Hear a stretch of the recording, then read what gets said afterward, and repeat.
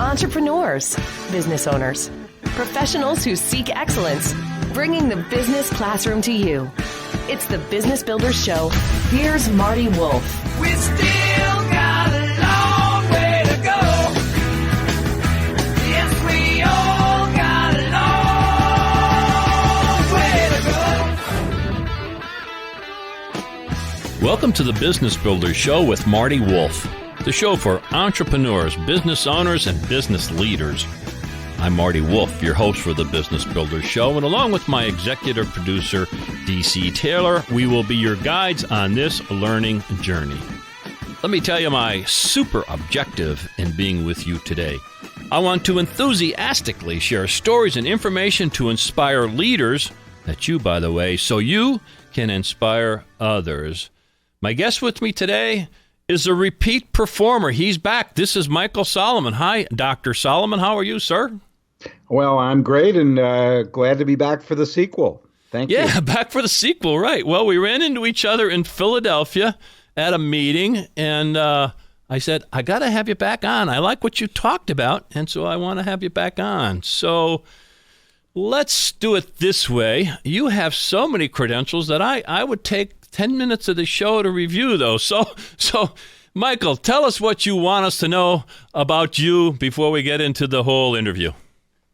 Okay, I think I can do that. Well, in my day job, I'm a professor of marketing in the Haub School of Business at St. Joseph's University in Philadelphia, where I teach marketing and consumer behavior to 18-year-olds, 25-year-olds, 40-year-olds, whoever will listen. Mm-hmm. And I'm also an author. I have several textbooks, including I'm proud to say the most widely used textbook on consumer behavior globally. So that's my baby, and I've been working on that for a really long time. And I've written a number of other books, including trade books, and the one that you want to talk about today, which I really appreciate, is called Marketers Tear Down These Walls, Liberating the Postmodern Consumer. So we can get into that in a minute. But basically, a short story is I'm a consumer psychologist. My focus is on why people buy, what really drives them to buy. And I've had the privilege of working with a lot of companies to help them understand that. And I also do a fair amount of keynote speaking where I talk to groups to help them understand how to become more customer-centric. And your website for people to learn more is michaelsolomon.com, correct? That is it. Okay, so we are going to focus primarily on your book, but you can take us anywhere you'd like to go. You are the expert, so we'll allow you to go wherever you want to go. But the book that we're going to kind of focus on, the title again, is Marketers Tear Down These Walls, Liberating the Postmodern Consumer. I guess it's your mantra. I've read it several places when I research you, and you say this: we don't buy products because of what they do. We buy them because of what they mean. To say that because I want that to sink in. We don't buy products because of what they do. We buy them because of what they mean. That needs some explanation for me, Mike. Talk to me. Well, the biggest mistake that marketers make is that they confuse attributes with benefits. And, this is something that we start teaching our students in the first marketing course they take, but it's worth repeating over and over and over again.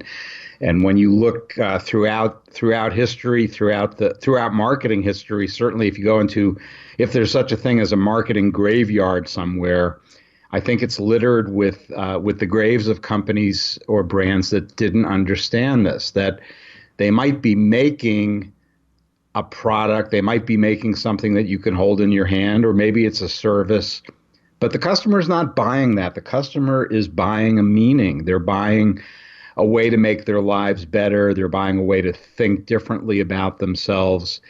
And so, one of the classic cliches that I use with my students is, and we've said this for many years, is that, a marketer sells a 3/4 inch drill bit, but a consumer buys a 3/4 inch hole. Mm-hmm. And those two are very different, especially when someone else comes along and invents a laser beam or something that allows you to cut that 3/4 inch hole quicker and better. That first guy is left in the dust because he's only focusing on what things do. And so, in just about every category, certainly every consumer-facing category, what you find pretty reliably is that you'll have one or two brands that are way out there in terms of popularity and people's devotion to them. Mm-hmm. And then you've got everybody else. So it's kind of like the Kentucky Derby, where one or two horses are way up front and everybody else is bringing up the rear. And almost always what you'll find is when you look at those brands that are really, ahead of the pack, the reason is that what they have is a very compelling story. And so today, and I kind of laugh because this is a very big buzzword in the advertising community right now, brand storytelling. And the reality is it's always been, the successful companies have always told brand stories, but everybody is scrambling to tell a story. And that's good because that's what we as consumers want to buy. So, we have lots of expressions in our culture and in other cultures as well, that go along the lines of, you are what you drive, you are what you eat, you are what you wear, and on and on. And guess what? There's a lot of truth to that because we are using these brands constantly to figure out who we are, who we want to be, who we don't want to be, people that we want to be with, people that we don't want to be with. So much of those decisions are driven by brands. So there's no such thing as a trivial brand. They're no matter what the brand is, I guarantee you, especially, in the social media age, you're going to find a devoted community somewhere of hundreds or even thousands of people who are devoted to learning everything they can about that brand. And that's the secret to marketing success right there. So as you were speaking, I put myself in the seat of the chief marketing officer and the CEO of a big or small company. And I'm thinking, okay, Dr. Solomon, I get it. I got to tell a story. How the hell do I do that? Is tearing down these walls, do you mean tearing down the walls of traditional advertising like network television? I mean, what's the delivery vehicles for this? Okay, I got the storytelling, but talk to me about how do we do this? Yeah, well, ironically, a lot of times the story is sitting right in your lap because you have, especially if you have a brand that has been around for a while or was founded by, a couple of people who were devoted to making something better, that's your brand story. Mm-hmm. Because one of the biggest attributes of these stories, especially among millennials and younger consumers today, is they want to know what I call the brand genealogy. In other words, they want to know where things come from, what the founding story is. So, you think about some iconic ones like Hewlett Packard, the two guys in a garage. And I believe you can still visit the garage where they started the company. And that is a brand story. So what I tell a lot of managers is, don't look far afield because you're probably sitting on a story and you just don't realize it. But again, the companies that understand the power of that story take it as far as it can go. And you take a company like Nike, they systematically when they hire managers and so on, what I've heard is I've heard this secondhand. That, they do a lot of orientation about the brand story, how it started with a guy pouring, using a waffle iron to make the shoes. Right. And I've even heard that, once you reach a certain level in that organization, you get that swoosh tattoo on a place on your body that we won't talk about today, but that's considered, that's what I've heard. Now, I haven't checked it personally. You haven't done direct market that's research. An example. When you see people, a lot of people have tattoos today, right? Yeah.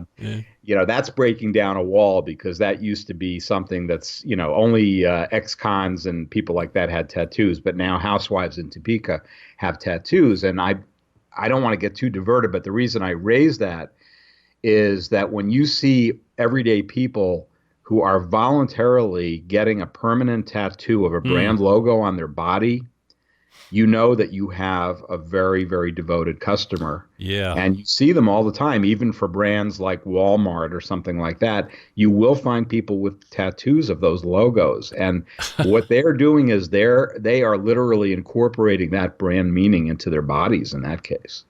So they're walking billboards, first of all, and then obviously through the storytelling and all the things you've just mentioned is that emotional connection obviously has been made because, and I think that's a big part of it, I guess, is probably what you're talking about is the emotional connection. But you said something earlier. I want you talked about younger people, millennials. Don't baby boomers have any money to spend? Come on, man. I mean, I'm in that category. Don't we have money to spend? Yeah. Don't we spend an awful lot of time? Too, and, that's an example of one of the walls I do talk about in the book. What I mean by walls are traditional ways that we categorize our customers. Yeah. Where we put them into a little compartment and then we walk away thinking we've got them figured out. So an example of that is a very basic distinction we make of young versus old. And that distinction is, when in a day when you've got 80-year-olds running marathons and you've got 10-year-olds who are in beauty contests and wearing makeup, that's an example of a distinction or a category that is largely obsolete, because age is a matter. It really is a matter of how old you feel, not how old you chronologically are. And so you raise the point about baby boomers and older people having money. They've got all the money, They've got all the money. Okay. This is one of the biggest mistakes that advertisers make. Everybody wants to go after a certain ideal customer they have in their minds. And it might be, let's say, a woman in her late 20s, early 30s. She's urbane. She's constantly going to glamorous places and blah, blah, blah, And maybe she is, but, it's quite likely that her parents are funding her.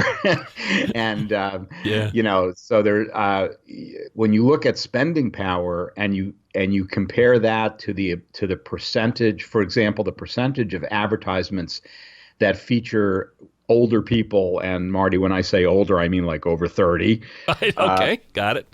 The number is incredibly small, incredibly small. And yet these are the people who have, paid off their mortgages. They're spending their children's inheritance, like the bumper stickers say, but they're not glamorous, and so everybody wants to run to those glamorous customers. But hey, we can be glamorous too. We've got enough money that we can be glamorous. Hey, Michael, I saw you in Philadelphia. Pretty good, man. You were dressed up. You look good. Yeah, I look pretty good for 80 years old. All right. As you were speaking again, my mind listens, but I'm looking at the title of your book, Marketers Tear Down These Walls, Liberating the Postmodern Consumer. Before you answer that question, I didn't ask it yet, but I want to make sure everybody knows that I'm speaking with Michael Solomon. MichaelSolomon.com is his website. How about social media, Michael? Are you there, and where can we find you? I am. I'm on Facebook. I'm on LinkedIn. I'm on Twitter. My handle is @MikeSolo, MikeSolo. Got it. Yep. All right. Go deeper on these words, liberating the postmodern consumer. Tell me more about what you mean by that phrase. Yeah, that's a mouthful, isn't it? So, basically, until fairly recently, we have the way our culture thinks has often been termed modernism. And you see that term applied in architecture and things like that, where you have very, very structured, for example, skyscrapers that are very square or rectangular with very even lines. That's an example maybe of modernist architecture. Now, what does that have to do with marketing? Well, what it means is that in the modernist perspective, we value the scientific method. We value putting people very systematically into categories. And so those categories could be, when we talk about market segmentation, marketing 101, again, those categories can be things like young versus old, male versus female, rich versus poor, online versus offline, etc. Now, what postmodernism means is that we've entered a period in our culture that is after modernism, where a lot of these categories no longer are relevant to people. And what people do is they create basically a collage. Your life is a collage where you're borrowing from lots of different places. And Marty, one of the analogies I use that I think helps people understand this is if you go to one of these international buffets, and you're walking down with your plate and you've got everything from, pizza to egg rolls to tacos to cheeseburgers, whatever it is, all on one plate. So in the old days, a modernist perspective on ethnic food is that you go to an Italian restaurant, you eat what they have. You go to a Mexican restaurant, that's a whole different category. And when you go to one of these buffets, you see people piling the stuff on their plates. So that is the way we're sampling from culture, where we're taking ideas from lots of different cultures, and people have a real hunger, I think, to learn about other cultures, which is why travel, obviously travel is so important. Yeah. Lots of different restaurants that we call fusion restaurants and so on. Interesting. Clothing styles that are borrowed from different places. Those are all examples of a postmodern perspective. And again, it's not just some abstract or academic term. It's really important for business people because it means that, as I say in my book title, you need to tear down walls because the consumer is no longer being penned in by these stale categories. They're going to climb. You put them in boxes, they're going to climb right out. Part of that is that we just have access, whether it's online or offline, to so many different ideas. Right. That we're not like that, the man in the gray flannel suit of the 1950s where everybody looks the same. Yeah. Michael, you present to a lot of large international brands. I mean, you mentioned a couple here that you may or may not have presented to, but if you go to your website, you'll see a stellar list of international brands, and you do keynotes and you present to them frequently. So why are they calling you? What are they worried about? What are they talking to you about? Obviously, you're very deep in the subject matter, but is there something that they say, Michael, we need you to come because, or I'll give you one word, and that word is engagement. So one of the biggest problems companies face today, large or small, is engaging customers. And part of that is that we have so many choices available to us that we're jaded. We're stressed. We don't have the luxury of, learning everything we can about a brand before we make a decision. There's just too many options out there. So in what I like to say is, this is a first world problem. Our problem is not, for the most part, a scarcity of choices, like it might be in, let's say, communist, in the USSR when that was around. Right. Ironically, our biggest problem is that we have too many choices. And so the average consumer is overwhelmed and really searching for brands that will help them to make sense of their lives. And again, like I said before, in almost any category, you're going to have one or two brands where you can point to that brand and say, that's the one, like, Apple, that's everybody's favorite example. But think about it. How many tech products, are people willing to camp out in a snowstorm for 3 days before Apple, makes their next phone available?